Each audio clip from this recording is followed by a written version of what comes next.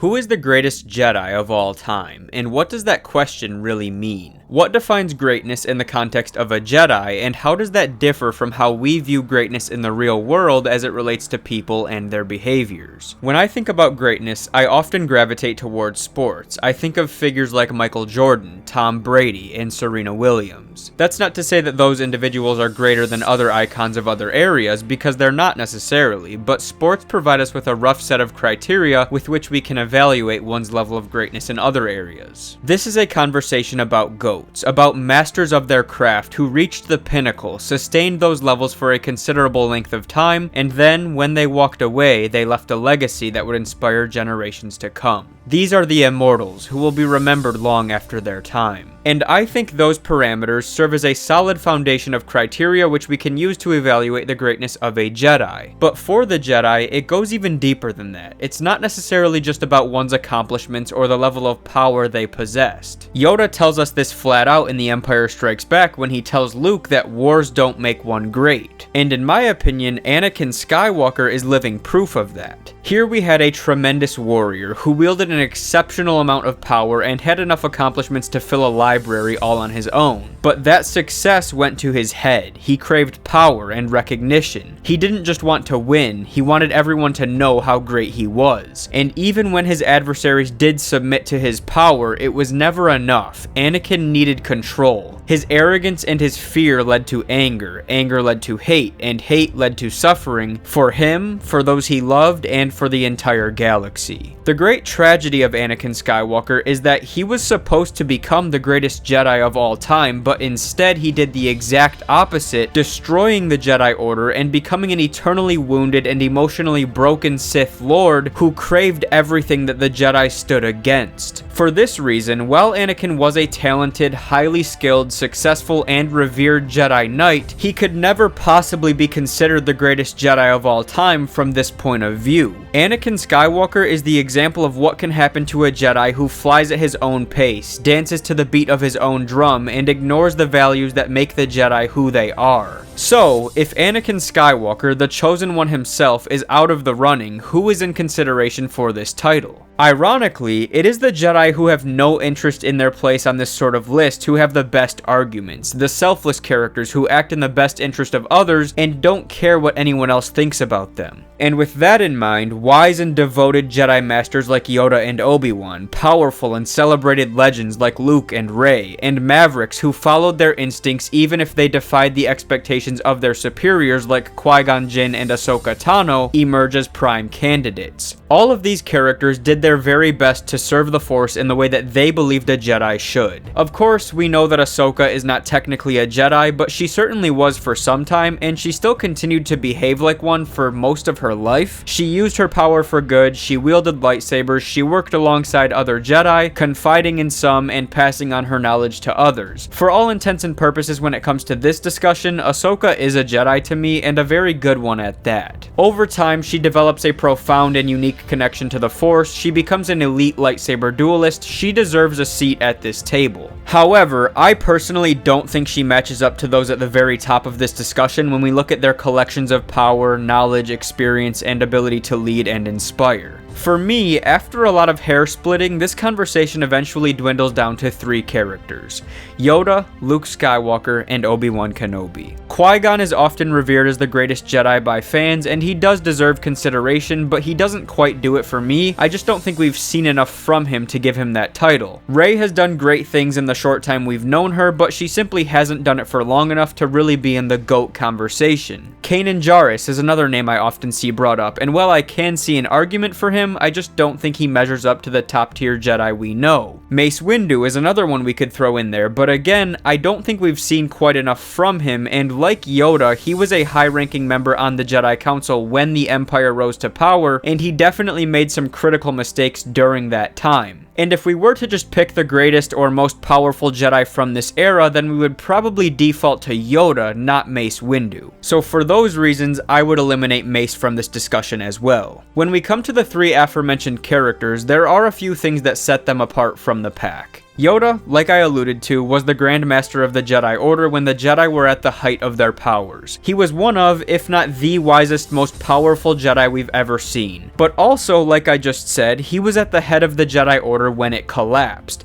I don't think it's fair to blame Yoda for that, just like I don't think it's fair to blame Mace Windu, but Yoda does share some responsibility given his position at the time. This isn't necessarily enough to take him out of the conversation, but it isn't a blemish we can ignore either. With that being said, however, Yoda was among the most powerful Force users in Star Wars canon, perhaps only rivaled by Luke Skywalker and Darth Sidious, and his 900 plus years of life suggest that his wisdom may have surpassed everyone's. When it comes to Luke and Obi-Wan, they both essentially carried the fate of the Jedi and the galaxy on their backs, sacrificing everything for the greater good. While both Yoda and Obi-Wan went into hiding for nearly 2 decades, it was Kenobi who assumed the responsibility of protecting the last true hope for the galaxy, ensuring that both Luke and Leia made it to adulthood and would have a chance to face their father. And after defeating Darth Vader and destroying the Emperor, Luke Skywalker rebuilt the Jedi Order from the ground up as the new Grand Master. Throughout the prequels, Obi-Wan shows unwavering commitment to the Jedi way of life, foregoing anything that did not align with the Jedi's teachings, and Luke was similar, disappearing in large part after the Empire's defeat and dedicating his life to training a new generation of Jedi. For 24 years, the legendary, almost mythical Luke Skywalker faithfully served the Force, protecting the galaxy from new enemies and training several Padawans who showed great promise in the years before the rise of the First Order. Both Obi-Wan and Luke would lose their apprentices to the dark side of the Force, with Luke holding more responsibility than Obi-Wan did in my mind, but that's not necessarily a completely level assessment considering Luke was the only Jedi Master of his time, whereas Kenobi had people who could assist and guide him in training Anakin. So while I would argue that Luke made more significant mistakes with Ben Solo than Obi-Wan did with Anakin, he was also the only one who could really make them in terms of masters, whereas Anakin had a bunch of different people sort of in control of him and pulling him in slightly different directions. The point is, both of these Jedi Masters failed in some way by losing their apprentices, but failure is only final if one allows it to be, and this is where Luke and Obi-Wan begin to separate from one another. When Anakin turned to the dark side and became Darth Vader, Obi-Wan vowed to protect Luke, and when the time was right, to train him in the ways of the Force so that he could one day rise to challenge Vader and the Emperor. Despite the catastrophe he'd endured, Obi-Wan remained dedicated to the cause. There may have been some bumps along the way in which Obi-Wan questioned what the right decision was, but in the big picture, Kenobi always served the greater good. He was selfless from start to finish. Luke, on the other hand, lost himself when Ben Solo fell to the dark side. Not only was Luke a direct contributor to Ben's decision to turn, but he then walked away from everything, allowing the galaxy to suffer due to his mistakes. Shame, fear, and devastation clouded Luke's judgment. Unlike Kenobi, Luke went into hiding not to preserve the Jedi legacy, but to let it die. He would find his way back in the end, guarding the light at the expense of his own life and reasserting himself as the legend everyone knew and loved. But the self-imposed exile in which Luke willingly allowed the galaxy to suffer is a dark blemish on his resume that Obi-Wan does not have.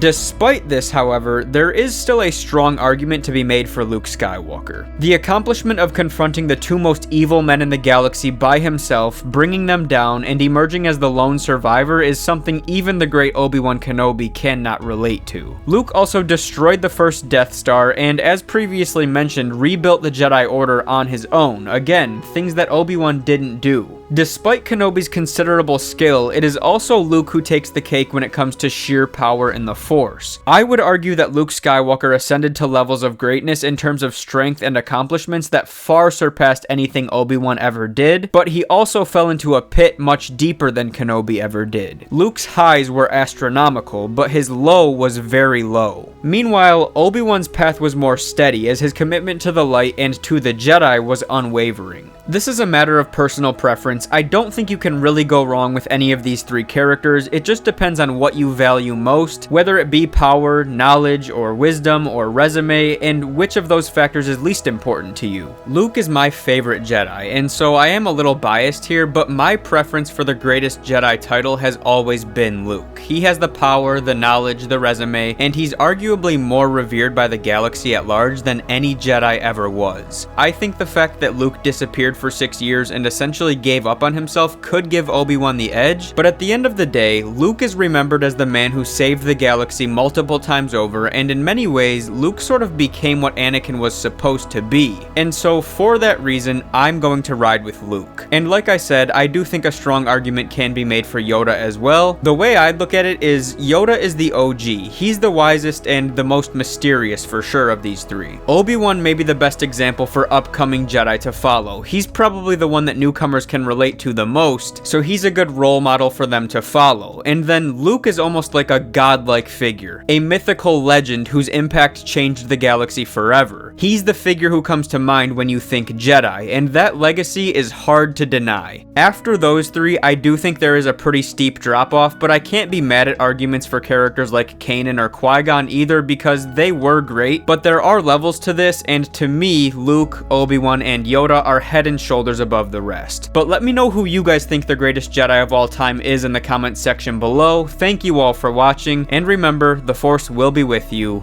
always.